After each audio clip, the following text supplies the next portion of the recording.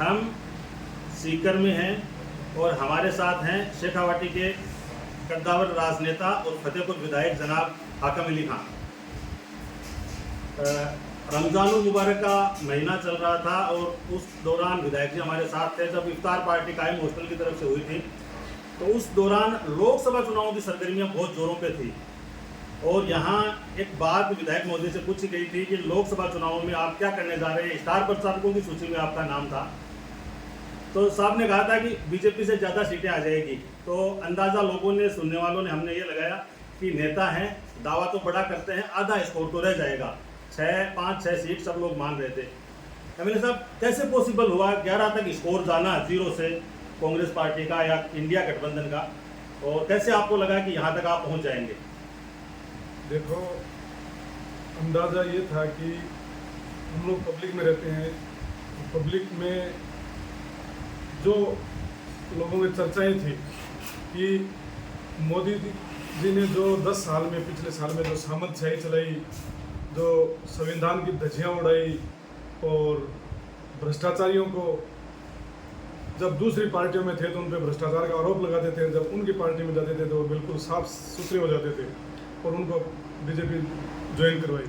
तो जनता में एक मैसेज चला गया कि सामंतशाही नहीं चलेगी, लोकतंत्र है, इसमें लोकतंत्र चलेगा, लोकतंत्र पे लोग भरोसा रखते हैं, संविधान पे लोग भरोसा रखते हैं। तो हमें बिल्कुल ये एक आभास हो गया था कि अब की बार हम बिल्कुल 25 सीट कभी भी बीजेपी को नहीं जीतने देंगे और शेखावाटी में तो खाता ही नहीं खुलने देंगे इनका। मैंने उसी दिन आपको कहा था कि हम चूरू, सीकर, झुंझुनू और गंगानगर जीतेंगे और ये हम जीते। बाकी हम आगे भी पूर्वी राजस्थान में भी हम लोग अच्छा प्रदर्शन किया। भरतपुर है, दौसा है, करौली है, ये सीटें हमने जीती। हम 12 सीट जीतने वाले थे, लेकिन जयपुर ग्रामीण एक हमारी सीट है, वो ज़बरदस्ती एक हरा दी गई प्रशासन की ओर से कि प्रशासन पे दबाव था कि नहीं, कैसे भी करके इसको रिजल्ट को डिक्लेयर मत करो, बीजेपी के विनर डिक्लेयर करो। तो हमारी 12 सीट जीत गए थे, लेकिन फिर भी हमने तो दावा जमीनी दावा था, हवाई दावा नहीं था, कुल मिला बिल्कुल जमीनी दावा था और पब्लिक ने जो हमें सोचा था वो जन समर्थन दिया। विधायक जी, विधानसभा का बजट सत्र चल रहा है और काफी लंबा सत्र चला, सब विधायक खूब बोल रहे हैं, आरोप प्रत्यारोप के दौर भी चल रहे हैं। आपने वित्त मंत्री को कहा कि फतेहपुर का नाम नहीं आया बजट में। पहले तो यह कहा कम से कम नाम तो बोलते थे, फिर कहा फिर भी आपका धन्यवाद। तो ये कटाक्ष था या दरियादिली थी, क्या थी ये? नहीं, ये हमें स्वीकार करना पड़ेगा कि हमारी वित्त मंत्री वही है और बजट वही पेश करेगी। लोही साफ सुथरा हमारा लोकतंत्र है। लोकतंत्र यही सिखाता है कि जनता जिसको लोकतंत्र में चुनकर भेजती है उसका सम्मान करना चाहिए। और दिया कुमारी जी जो हमारी उप मुख्यमंत्री भी हैं, वित्त मंत्री जी हैं, अच्छी मंत्री है, वो बहुत सुशासन उनका है और मैंने उनको ये एक अभिवादन मानो, ये उनका धन्यवाद मानो। मैंने ये कहा था कि फतेहपुर राजस्थान में है, हो सकता है कि फतेहपुर की जनता ने जो फैसला किया वो आपके पक्ष विपक्ष में किया, मेरे पक्ष में किया, लेकिन लोकतंत्र का सम्मान आपको करना चाहिए था मैडम। और फतेहपुर आप एक तरफ तो ये करी हो कि हमने हर विधानसभा को छुआ है, तो मैं आपको उनको याद दिलाया था कि एक फतेहपुर विधानसभा क्षेत्र है, वो भी राजस्थान में ही है और इसलिए मैं आपका गांधीवादी तरीके से ही काम ले लिया आपने। लेकिन धन्यवाद दूंगा कि मैंने जब रिप्लाई दिया और उसमें फतेहपुर का नाम ऐड किया तो मुझे तकरीबन 16-17 करोड़ रुपए की एक सड़क की घोषणा की और वो सड़क जब बनेगी तो मैं मुख्यमंत्री जी को फिर धन्यवाद दूंगा, गुलदस्ता दूंगा।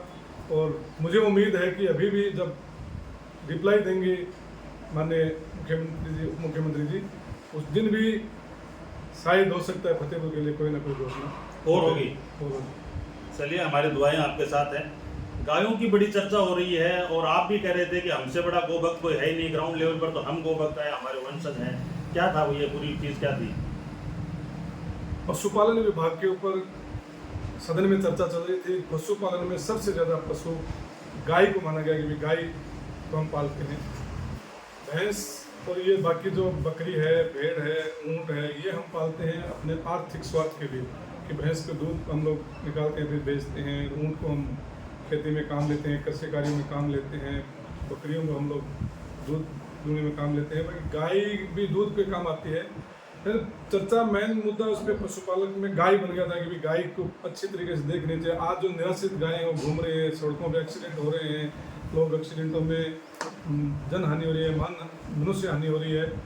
तो मैंने उनको एक इतिहास बताया था कि फतेहपुर के नवाब जलाल खां हुआ करते थे, और फतेहपुर के नवाब जलाल खां ने सन 1400 के अंदर समथिंग लगभग के अंदर अपनी रियासत में गौ हत्या पे बैन लगा दिया था। और फिर उन्होंने एक कदम आगे बढ़ते हुए कि तकरीबन 24 मील का एरिया है और 13,000 बीघा समथिंग बनता है, वो एरिया चिन्हित करके उन्होंने गायों के लिए गोचर भूमि के नाम से छोड़ा था कि इसमें आज के बाद हमेशा गायें चलेंगी।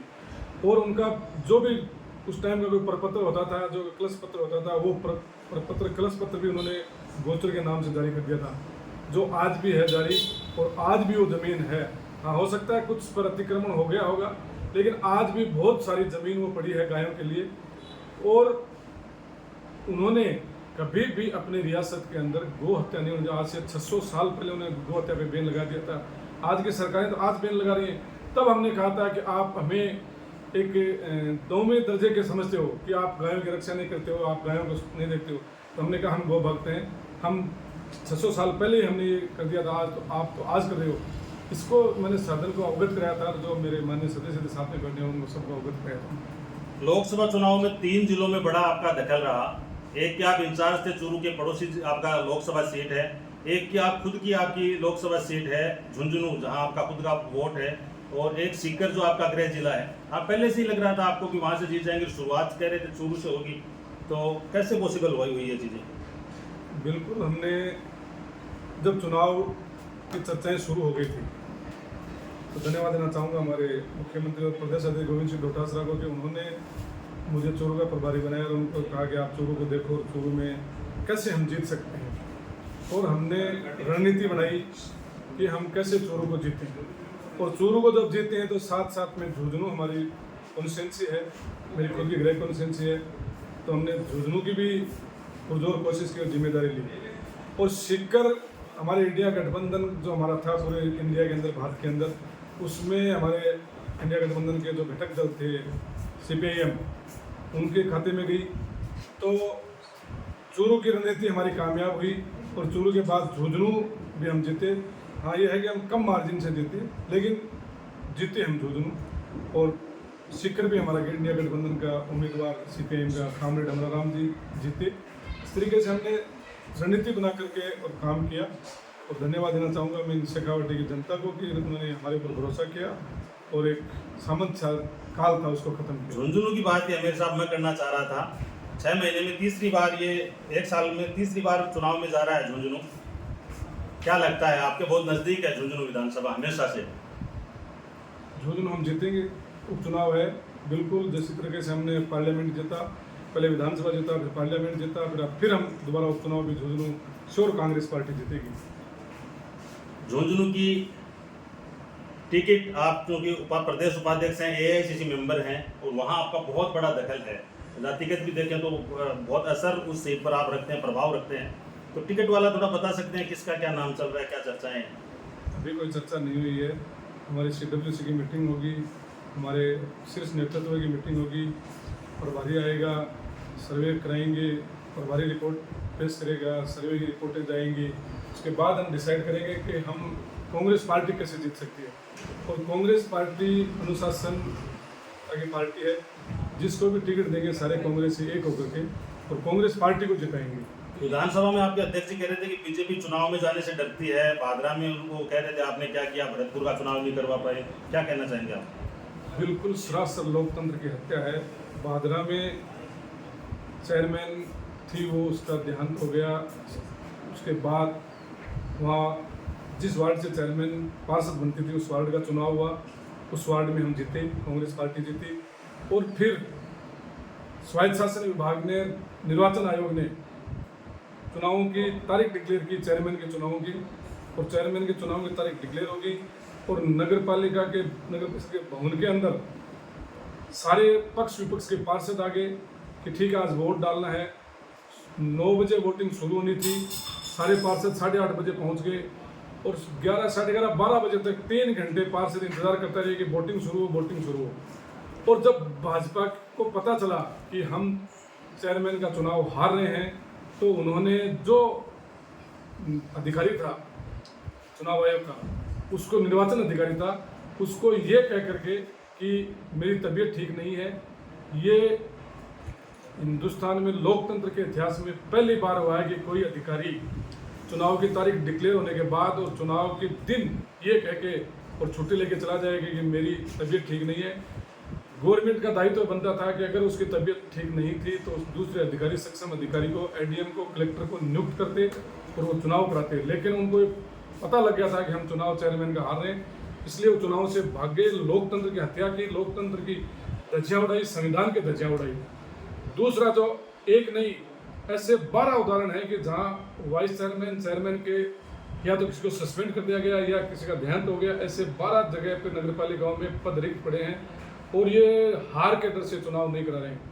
यही भरतपुर के जिला प्रमुख का है कि वहाँ चुनाव नहीं करा रहे हैं। अलवर के जिला प्रमुख के ऊपर अविश्वास प्रस्ताव के लिए सदन के सदस्य हैं, उन्होंने लिखकर कलेक्टर को दे रखा है, लेकिन कलेक्टर तारीख नहीं दे रहा है। तो इनको लोकतंत्र में बिल्कुल ही विश्वास नहीं है। ये लोग चुनाव से डरते हैं, हार से डरते हैं। इनको पता चल गया कि हमारी अब सरकार का जो 8 महीने का जो कार्यकाल बीता है उसमें हमने कुछ नहीं किया, जीरो हमने है इसमें। हम सदन में भी उसको बार बार ये पूछते हैं, हर डिपार्टमेंट की जब मांग आती है तो हम यही पूछते हैं कि आपके डिपार्टमेंट का एक काम बता दो कि ये योजना हम लेके आए, हमारे डिपार्टमेंट के ये काम हमने धरातल पे किए हैं। ये सिर्फ मोदी के नाम से ये लोग बस चलाते हैं सदन को। कोई इनके पास विजन नहीं है, कोई योजना नहीं है। और सदन में भी जो मंत्री हैं वो संतोषजनक जवाब भी नहीं दे सकते। हमारे नेता प्रतिपक्ष बार बार मुख्यमंत्री से भी गुहार लगाते हैं, आसन से भी गुहार लगाते हैं कि आसन संरक्षण दिया जाए माननीय अध्यक्ष महोदय की। मंत्रियों के जवाब सही नहीं आ रहे, मंत्री तैयारी करके नहीं आ रहे, वो हल्ला करके और मंत्री को बचा ले जाते हैं और मंत्री हाँ हाँ हाँ करके निकल जाते हैं। लास्ट और छोटा सा सवाल है एमएलए साहब, फतेहपुर शेखावाटी की जो भाजपा लीडरशिप है, 3 प्रत्याशी वहाँ बीजेपी में हैं और अपेक्षाकृत बहुत कम आया फतेहपुर में, नए के बराबर मैं मानता हूँ, मुझे ऐसा लगता है। तो वो लोग आगे अपनी लीडरशिप से बात नहीं करते या जवाबदेही नहीं समझते, इस पर आपका क्या रुख है? नहीं, बात करना नहीं करना वो तो उनका मुद्दा है। आपको क्या लगता है इसमें? नहीं, किससे मिलते हैं, क्या नहीं करते हैं। और रही बात 3 लीडरशिप की, तो वो तो हर पार्टी में भी होता है कि जहाँ पद खाली होता है तो वहाँ उम्मीद बढ़ती है कि मुझे टिकट मिल जाए, मुझे टिकट मिल जाए। अभी जो 2018 में सुनीता जी कड़वासरा को मिली थी, फिर 2023 में सरवण जी को टिकट मिल गई और अब 2028 में पता नहीं कांग्रेस बीजेपी पार्टी किसको कैसे बनाएगी।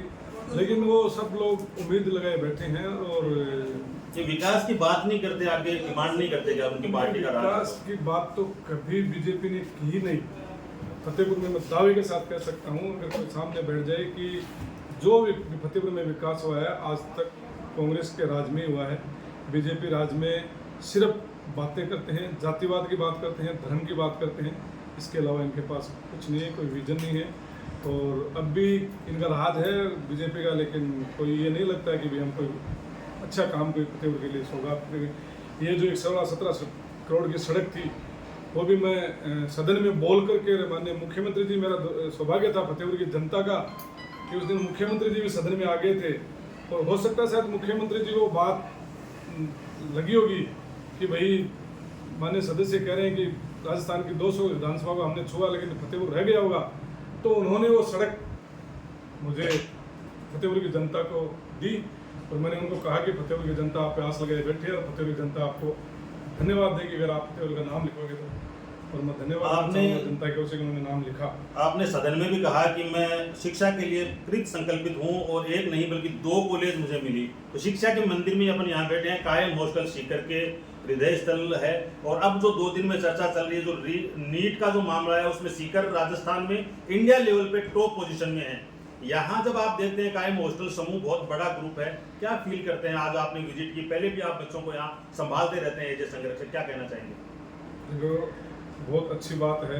और जिन्होंने स्काई हॉस्टल की नींव रखी है, स्काई हॉस्टल को संचालन करने वाले उनकी पूरी टीम, चाहे मोहम्मद खां हो, यूब खां हो, रफीक खां हो और इनके जैसे आप जैसे कोई पत्रकार साथी हैं, इनके मिलने वाले हों, उन्होंने एक सोच रखी, उन्होंने एक विजन बनाया कि कायम हॉस्टल के नाम से हम एक हॉस्टल चलाएं। हाँ, उसमें सभी धर्मों के बच्चे आए, ये नहीं कि सिर्फ कायम खानी बच्चे आए, लेकिन इन्होंने जो विजन लिया उसमें एक लोगों में विश्वास जगाया कि अमूमन क्या होता था कि कायम खाने राजपूत ये समाज की लड़कियां कम पढ़ती थी और बाहर भेजते थे इन्हें लड़कियों को पढ़ने के लिए, लेकिन कायम हॉस्टल को चलाने वालों ने, इनकी पूरी टीम ने और एक विश्वास जगाया जा करके गाँव के अंदर कि आपकी बच्ची है वो सेफ है और आपकी बच्ची पढ़ेगी और आगे बढ़कर कामयाब होगी। तो लोगों ने यहाँ अपनी बच्चियों को भेजा, तो मैं दिल की गहराई से इनका आभार व्यक्त करना चाहूँगा और धन्यवाद देना चाहूँगा। आने वाली पीढ़ी इनको याद रखेगी कि उस टाइम इस टीम ने एक कायम खानियों की लड़कियों को पढ़ने के लिए प्रोत्साहन किया और मोटिवेट किया, और वो लड़कियां पढ़कर आज कोई आरएस बनी बैठी है, कोई आईएएस बनी बैठी है, कोई डॉक्टर बनी बैठी है, कोई इंजीनियर बनी है, कोई आरपीएस बनी बैठी है। तो वो जब लड़कियां आगे जाएंगे, जब मुकाम पर अगले मुकाम पर जाएंगे, आने वाली पीढ़ी को बताएंगे कि हमारे से पहले यहाँ कोई कायम खाने की लड़कियां कम पढ़ती थी और इस टीम ने एक हौसला दिखाया, हिम्मत की, तो कायम हॉस्टल की नींव रख के और जो ये काम किया है बहुत ही सराहनीय है। धन्यवाद देना चाहूँगा।